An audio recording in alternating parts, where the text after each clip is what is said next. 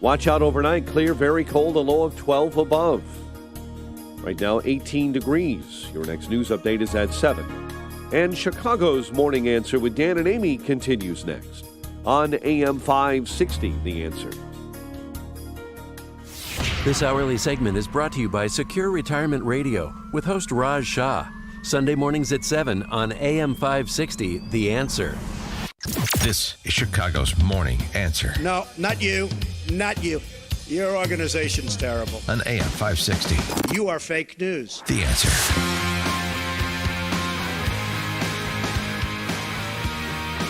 Tomorrow's a big day.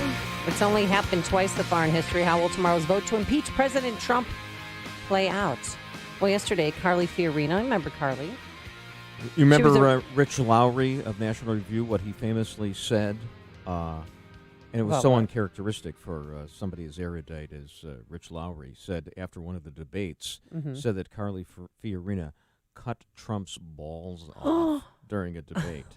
Well, good morning, Bruce. That's Bruce Wolf, who's in for Dan Top of the Proft morning this to week. you. I'm just quoting Rich Lowry of the National Review. And remember, President Trump made a comment about her face, and then she fought back. Well, yesterday she gave an interview to Poppy Harlow.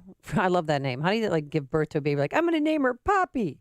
But is that that's her name. real name? Her real name is Poppy. Okay. And she talked about she wants President Trump to be impeached. I think he is going to be impeached. Whoa. And I think he won't be removed from office. Should he be removed from office? If you ran for Senate, again, if you were in the Senate? It's a hypothetical. I think it is vital that he be impeached. Whether removed this close to an election, I don't know. But I think the conduct is impeachable. And what I regret is that the principles that are debated in this impeachment trial, separation of powers, abuse of power, obstruction of Congress, those principles are not as immediate or intense as partisanship or people's belief that the policies that I care about impact me personally. And despite all that, she said she would still vote for him in 2020. She voted for him over Hillary Clinton in 2016. But she described the state of the current Republican Party, and I think she nailed it. So, for example, there is a large pro-life community in this country, and they feel disrespected by the Democrat Party. And my prediction is they will stand by Trump through everything because that issue is not only important to them, but it's personal to them. With more on this and tomorrow's big impeachment vote on the House floor, let's welcome back to the program our good friend, Salena Zito, Washington Examiner reporter, New York Post columnist, CNN contributor, and author of The Great Revolt Inside the Populist Coalition, Reshaping American Politics. Good morning, Salena. How are you? Good morning. Thanks so much for having me on. So they're setting the table today to get ready for tomorrow. What exactly are they debating today? They are, I don't know the exact. Why don't we just get another guest then? I mean, we bring you on here for information. Oh, my, Bruce. Is he harassing you? Is he Can I ask bullying Salena a you? question? Sure, teacher, fine. can I ask you a Yes, question? yes, sure. So, Salena, excuse me, in a new cookies, okay? in a new ABC poll, 64% of Republicans say the president should allow his top aides to testify, as do 72% of independents. But you know that's not going to happen, and yet the public demands it. Well, I'm always skeptical, not of the results of polls, but how polling questions are asked and framed. Okay. And also, where does where do the people come from? Where and what is the concentrated get of people within a poll? So if you're polling people from Brooklyn as opposed to polling people from Kenosha, you're going to see a completely different. Salena, you know that this is. I mean, you could get a Fox poll that would say the same thing. It doesn't mean that, you're right about it. It's how they phrase the question and everything. But there seems to be hey, we want a show here. We would like to see Bolton testify. Who knows what would happen? Okay, I don't know. I've not ever had anybody tell me they want to see this happen. That in a really broad sense, even Democrats I talk to are don't think this is good for the country. They don't think that they view this. A lot of people view this across the political spectrum as a political move rather than a justified move. And they don't think overall it's good for either political party, and it's good for the health of the country. But Chuck Schumer wants those 4 witnesses and says the process is rigged in the Senate. And it kind of looks obviously biased if they don't call any witnesses forward. Don't you think? Or am I left out on this one? I think there's bias on both sides. Yeah. And I just think that it is a reflection of who we are in the country. We are just completely polarized. And it's split about 50-50.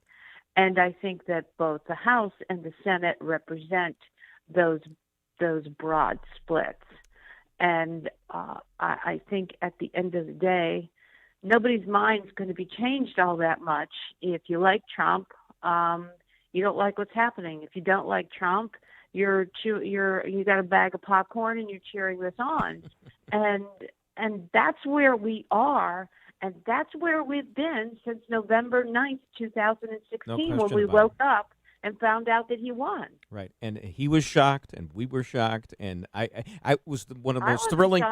Everybody was. I mean, I remember I Florida was shocked. during the afternoon of the election. I was in California with my kid, and I was saying, "Oh, Florida looks bad. It's over." And then all of a sudden, oh boy, and that New York Times thing, which went from 0% chance to 100%. Oh, it was. I had to throw up both legs, Chris Matthews, over that. So here's the thing. Salena, let's switching topics just a little bit here. Comey, how bad did he screw himself into the ground with Chris Wallace the other day? Well, I think professionally he reinforced the doubt that people have about his competency on both sides of the aisle. Look, Comey has not really... There's this love-hate relationship between the American public and Comey, in that they looked at him, Democrats, cheered him on at one point before the election, and then Republicans cheered him on and weeks before the election. And since that moment, he has been this startling, polarizing figure and really has peeled back what Republicans have suspected, but Democrats feared, is the institutional politics that are within the bureaucracies of American government, and that is something that sort of all of us feared, but none of us really wanted to see. We believed that our people in the military and or the FBI and or the CIA were above politics, and he has peeled back the onion and shown that that's exactly not true at all. Well, President Trump suggested, knowing that we now know from the Horowitz report, some jail time possibly for James Comey? Or is that just hyperbole on the president's part? It's probably hyperbole on the president's part. I mean, he does that really, really well. Okay, so you are out there getting the pulse of the nation. Yeah, where are you this morning, Salena? Yeah, where are you? I'm in my dining room making Italian wine cookies. Okay, so what's the pulse of your dining room right now? So, what's the recipe? I'm working on my column this week for Christmas, but it's also very reflective of where we are as a country, outside of cable news and outside of social media. I sat at breakfast on Saturday in an area in Pittsburgh that's called the Strip District. There's about 7 of us, and from all different political viewpoints.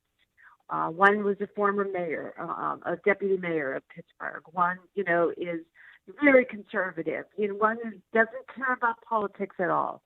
And we sat there for 2 hours at breakfast and talked about everything but never talked about. And it's not that we don't ever talk about politics. It's just that people are really weary of being beaten over by a sledgehammer by politics, and they care about more things than our national outrage. Yeah, you know what they And care I thought about? it was, I'm sorry. You know what they care about? They care about how about getting kids gifts at Macy's that itch them terribly, which was the subject of a Saturday Night Live sketch. I saw that sketch. And I laughed because I was one of those girls who had to put on those stupid it was black so plastic funny. shoes. And Saturday Night Live, the feeling is, and that's kind of a bellwether because if you want a leftist piece of organ, it's Saturday Night Live, but.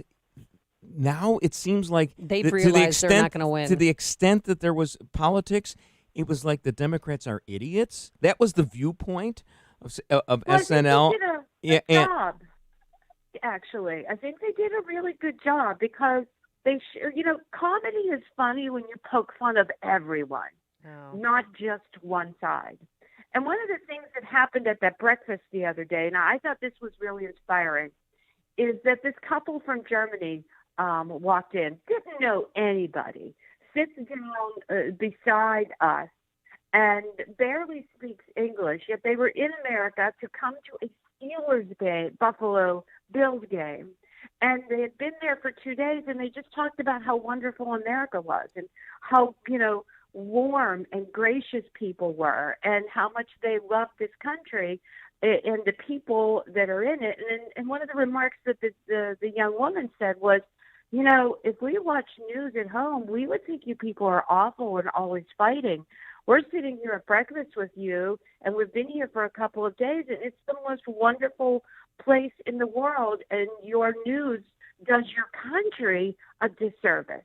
And I thought that really, really captured what we really are like, as opposed to if you turn the TV on and you're like, oh, dear God. Well, you saw those town halls yesterday, Schiff's town hall and the congresswoman out of Rochester, Michigan. I mean, it was crazy, and the swearing and the fighting, and it's just, it makes us all look bad. It gives me a bad feeling in my stomach. Yeah, but I don't think it's very reflective of, it is reflective of a segment. Mm-hmm. But, and those kinds of news clips sell. If there's a news clips of people having breakfast and having a normal conversation, nobody would watch that because there's no action, right? Yeah. But those things do sell, and I think town halls draw the sharpest critics from the left and or the right, and that's what you see in a town hall. Now, a hysterical thing to me is this phenomenon of the Democratic debate upcoming, which is in jeopardy because of a strike. So that's typical. So that it could be defeated that way, although it looks like there's going to be a settlement in that. There's certainly pressure that's going to be brought to bear. And Joe Biden got another dud endorsement yesterday from, are you ready? Jack Lew endorsed him. Oh, there you go. Whoa, that's fantastic. besides John Kerry and some other cabinet members. But as far as the Democrats are being criticized because there isn't the proper ethnic representation on the stage anymore. There's a certain lack of color on the stage, and it always comes down to the Democrats were trying to give everyone an opportunity. Those were the rules that were set. But it's typical of the Democrats, when the opportunity doesn't work and things fall out the way they did, and Kamala Harris is out of the race, then they want what they're really all about, which is they want the results to be rigged. And that's the difference, the basic difference between Republicans and Democrats. Republicans are all about opportunity, and Democrats are all about results. And now you're seeing that they're getting it, the intersectionality fight, because you don't have the right representation at the debate. Well, and I think that the people that create that problem are mostly white elitists. I was in South Carolina recently interviewing African American voters, and they're really, really insulted when sort of white elitists among their party, they were all Democrats that I interviewed, that they would only like a black candidate. And they're like, no, We want who's best for our community. We don't need sort of racial identity. We need someone who's the best for our community. And I think that quote actually came from the city council president in Philadelphia, who is African American. So I think that the people that make these decisions don't really listen to the wants and needs of the constituency that they need to win an election. All right. We're going to have to leave it there for today. Salena, Zito, thank you so much for joining us. We appreciate it. Thanks so much. Have a Merry Christmas. Salena Zito, Washington Examiner reporter, New York Post columnist, CNN contributor, and author of The Great Revolt. And she joined us on our turnkey.pro answer line. The holidays are here, so head to Macy's for unbeatable deals on a winter wardrobe for the whole family. Men's blazers starting at $49.99. Cashmere tops for her from $79.99. And for your little ones, Macy's has the festive fashions that'll have them saying, "It's too hot! It itches!" This is Chicago's Morning Answer. Hallelujah! Holy On AM 560. Where's the Tylenol? The Answer. The Lou Dobbs Financial Report is brought to you by Signature Bank, helping local businesses succeed. Visit signaturebank.bank for your commercial banking needs. I'm Keith Peters in for Lou Dobbs. Well, Wall Street's record-breaking continue today. Boeing suppliers bracing for cutbacks, and Uber in talks to sell its food delivery in India. Those stories next. Guys, waking up over and over to urinate is not okay. But now, you can reduce those nighttime bathroom trips with the ingredients in Super Beta Prostate P3 Advanced. We're talking about less urges to urinate at night, less bathroom trips during the day, and better bladder emptying. It's like taking 3 prostate supplements in one. You can try a full 30-day bottle of P3 Advanced, free. Just pay shipping and handling. No strings attached, no obligations, and no commitments to buy. This is a 30-day supply, absolutely free. Call 1-800-424-7680. Super Beta Prostate is the best-selling brand in major retailers like Walmart. But for this no-strings-attached free bottle, you must call now. Call 1-800-424-7680. Don't miss out on this unprecedented free offer. 1-800-424-7680. 1-800-424-7680. Wall Street hit record highs for the third straight session on Monday as investor sentiment soared following President Trump's big breakthrough on trade with China. All eyes will be on Wall Street today as tensions between the world's two largest economies continues to ease. Boeing's suppliers and financiers are bracing for details after 2 days of meetings by the aerospace giant's board of directors, after reports that the company is likely to suspend some production of its troubled 737 MAX jetliners. That plane has been grounded since its involvement in 2 fatal crashes. Uber's food delivery service, Uber Eats, is